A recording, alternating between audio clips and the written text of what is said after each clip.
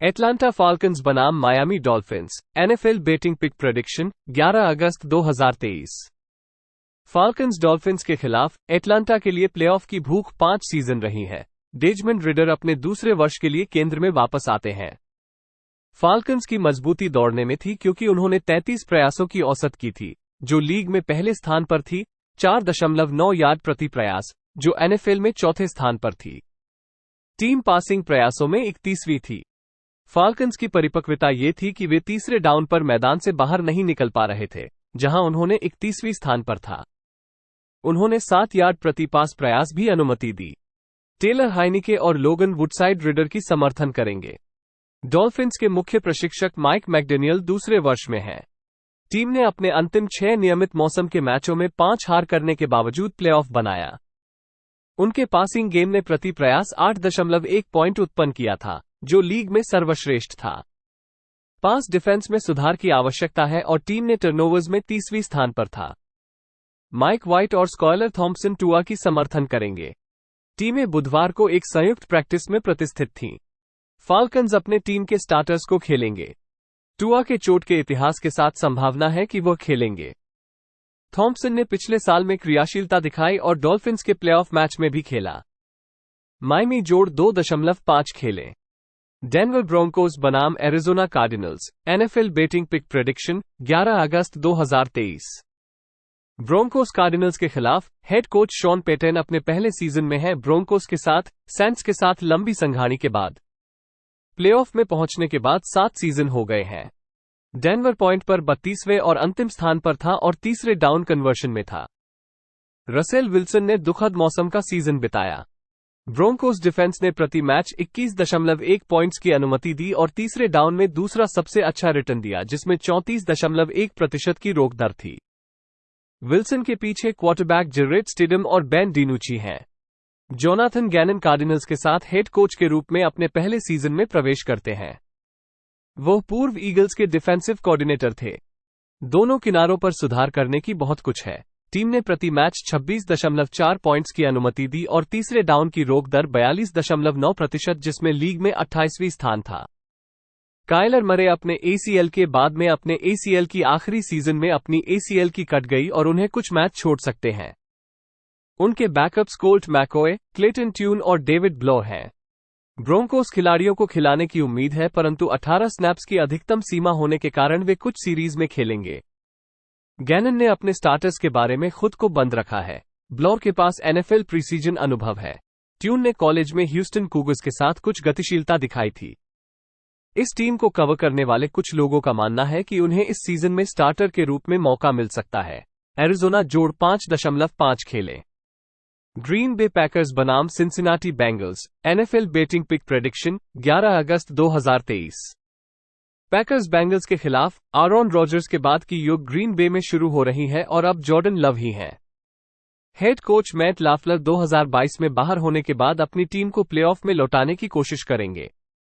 Team ने व्यापारिक जमानत और टाइट एंड्स को लाने के लिए पिछले 2 ड्राफ्ट का उपयोग किया। लव के पीछे के क्वार्टरबैक्स एलेक्स मैगो और शॉन क्लिफर्ड हैं। सिंसिनाटी बेंगल्स के लिए पीछे के 2 डिविजनल खिताब हो चुके हैं, लेकिन सुपर बोल खिताब निश्चित रूप से हासिल किया जा सकता है। टीम ने अपनी पास सुरक्षा में सुधार की और तीसरे डाउन पर आक्रमण में तीसरे स्थान पर थी। स्कोरिंग और डिफेंस में 10 सर्वश्रेष्ठ टीम। बरो के पीछे ट्रेवर सीमियन, जैक ब्राउनिंग और रीड सिनेट हैं। सिंसिनाटी के द्वारा संभावित है कि वे किसी भी स्टार्टर को खेलने नहीं देंगे। टीमें एक संयुक्त प्रैक्टिस कर रही हैं, इसलिए पैकर्स के स्टार्टर्स पहले प्री सीजन गेम में प्रश्नित हैं। पैकर्स के बैकअप क्वार्टरबैक्स की बजाय मैं सिमियन और ब्राउनिंग को यहां पसंद करता हूं। सिंसिनाटी जोड़ 4.5 खेले। न्यूयॉर्क जायंट्स बनाम Detroit Lions, NFL betting pick prediction 8 नवंबर 2023। जायंट्स टीम के सहायक प्रशिक्षक ब्रायन डैबोल के पहले सीजन में 9-7-1 से समाप्त हो गए। उन्होंने एक प्लेऑफ गेम भी जीता।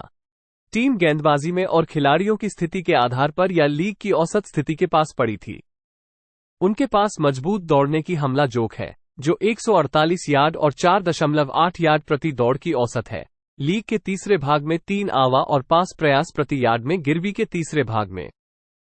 रन के खिलाफ दल को बेहतर रहने की आवश्यकता है क्योंकि उन्होंने प्रति प्रयास 5.2 देने की अनुमति दी और पर्याप्त बदले नहीं बना सके।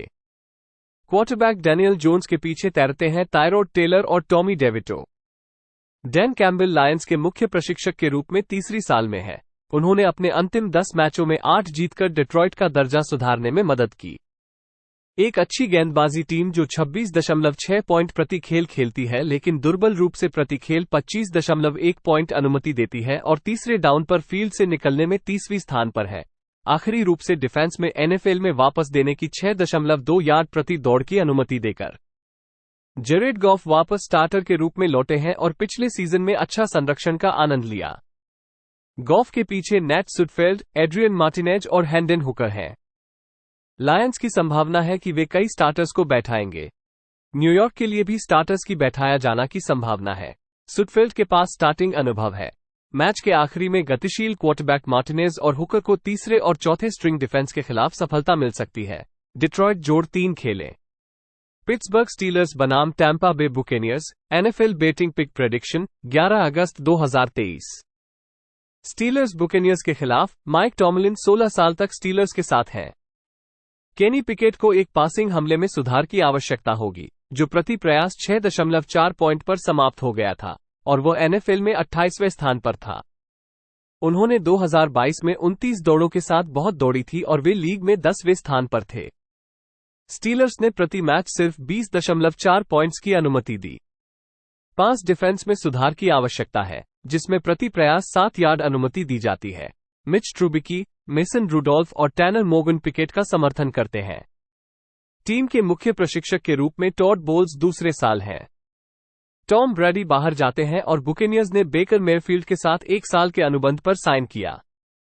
टीम ने 3 सत्र में प्लेऑफ बनाया है और पिछले 2 सालों में एनएफसी दक्षिण खिताब जीता है।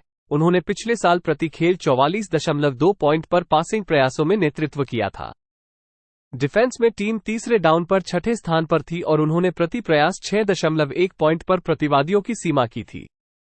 ट्रास्क और वोल्फोर्ड मेयरफील्ड का समर्थन करेंगे।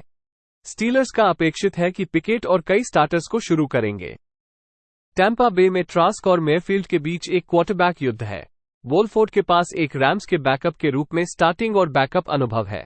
टैंपा बे जोड़ 2.5 खेले। वॉशिंगटन कमांडर्स बनाम Cleveland Browns, NFL betting pick prediction 11 अगस्त 2023। कमांडर्स ब्राउन्स के खिलाफ रॉन रिवेरा चौथे सीजन में कमांडर्स के साथ हैं। वे 8-8-1 पर समापन किए थे, लेकिन प्लेऑफ्स में नहीं पहुंचे। चीफ से ऑफेंसिव कोऑर्डिनेटर एरिक बियनेमी को रखा गया था। ग्राउंड गेम और थर्ड डाउन की आवश्यकता थी, जो हमले में सुधार की आवश्यकता थी। डिफेंस ने प्रति मैच 20.2 पॉइंट्स की अनुमति दी और पास की रक्षा में मजबूती दिखाई। सैम हॉवेल वॉशिंगटन के प्रारंभिक क्वार्टरबैक हैं, जबकि जेकोबी ब्रिसेट और जैक फ्रोम बैकअप के रूप में सेवा कर रहे हैं। ब्राउन्स ने हॉल ऑफ फेम गेम में न्यूयॉर्क जेट्स के खिलाफ 21-16 की जीत के साथ प्रीसीजन का आयोजन किया। ब्राउन्स ने दूसरे हाफ में खेल को न्यूयॉर्क के खिलाफ 14-0 से जीत लिया। क्लीवलैंड की ऑफेंस ने एनवाइजेड को 188 यार्ड पर रोका। ब्राउन्स ने 172 यार्ड की दौड़ दी। रूकी क्वार्टरबैक डोरियन थॉम्पसन रॉबिन्सन वायु में और फुटबॉल दौड़ते समय कुशल थे। क्वार्टरबैक डेशॉन वॉटसन के पीछे जोशुआ डॉब्स, कैलन मॉन्ड और थॉम्पसन रॉबिन्सन हैं। क्लीवलैंड यहां पर अधिकांश स्टार्टर्स को खेलने की उम्मीद की जाती है। कमांडर्स के स्टार्टर्स की उम्मीद की जाती है, जिनमें क्वार्टरबैक सैम हॉवेल भी शामिल हैं, जिन्हें काम की आवश्यकता है। बैकअप्स ब्रिसेट और फ्रोम के पास अनुभव है। वॉशिंगटन जोड़ 3 खेले।